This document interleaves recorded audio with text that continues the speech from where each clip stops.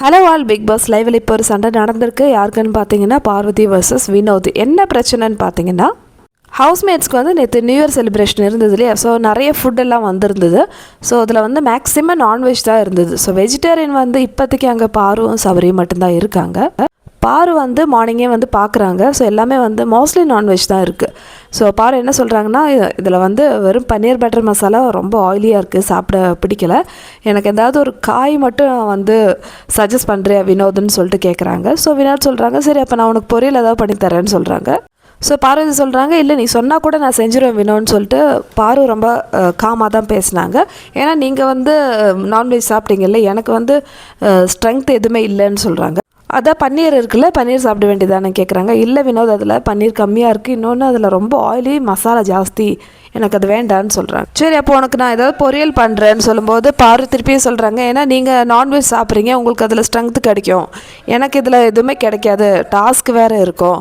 So வெறும் கிரேவியை சாப்பிட்டுட்டு எப்படி, முட்டை இருக்குது நான் அட்ஜஸ்ட் பண்ணிப்பேன், இன்னொரு காய் ஏதாவது நீ வந்து சொன்னால் அதையும் வந்து நான் செஞ்சுருவேன், நீ சொன்னால் கூட போதும்னு சொல்லிட்டு பாரு வந்து இந்த ஒரு விஷயந்தான் வந்து ரிப்பீட் பண்ணிட்டு இருந்தாங்க.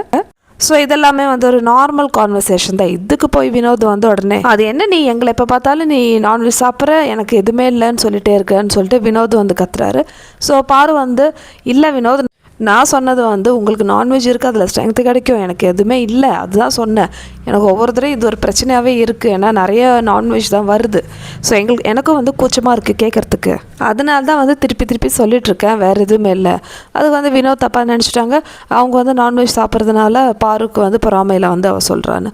அப்படி கிடையாது. ஸோ நெக்ஸ்ட்டு விக்ரம் கிட்ட வந்து பாரு சஜஷன் கேட்குறாங்க. எனக்கு இந்த இஷ்யூ வாரம் வருது, ஏன்னா நான்வெஜ்லாம் நிறைய வருது, அந்த டைமில் வெஜ்ஜு கம்மியாக இருக்குது, ஃபுட் இருக்குன்றதுனால இவங்க வந்து ரீஹீட் பண்ணி தான் சாப்பிட்றாங்க. ஸோ வெஜிடேரியன்ஸ் ஃபுட் எதுவுமே கிடையாது, இது நான் வந்து எப்படி கேட்குறதுன்னு எனக்கு கூச்சமாக இருக்குது, எப்படிடா பெட்டராக கேட்க முடியும். இப்போ நான் கேட்டதுக்கு வந்து வினோத் தப்பாக நினச்சிக்கிட்டான். நீங்கள் சாப்பிட்றதுனால எனக்கு பிரச்சனை இல்லை, நீங்கள் சாப்பிடுங்க, எனக்கு ஹாப்பி தான், எனக்கு வந்து என்ன ஆப்ஷன் தான் நான் வந்து யோசிச்சுட்ருக்கேன். இதை நான் கேட்கும்போது வினோத் தப்பாக நினைக்கிறேன், இது வந்து எப்படி பெட்டராக கன்வே பண்ணுறதுன்னு சொல்லிட்டு ஒரு சஜஷன் தான் வந்து விக்ரம் கிட்ட பாரு கேட்டாங்க. உடனே திருப்பியும் வினோத் வந்து அங்கே ஒரு சண்டை, நீ ஆல்ரெடி நிறைய தடவை சொல்லிட்ட, உனக்கு இருக்குது எங்களுக்கு எதுவுமே இல்லை, உங்களுக்கு நிறைய நான்வெஜ் இருக்குது எனக்கு எதுவுமே இல்லை, எப்போ பார்த்தாலும் சொல்லிகிட்டே இருக்காது பாருன்னு சொல்லிட்டு வினோத் வந்து செம்மையாக சண்டை போடுறாரு.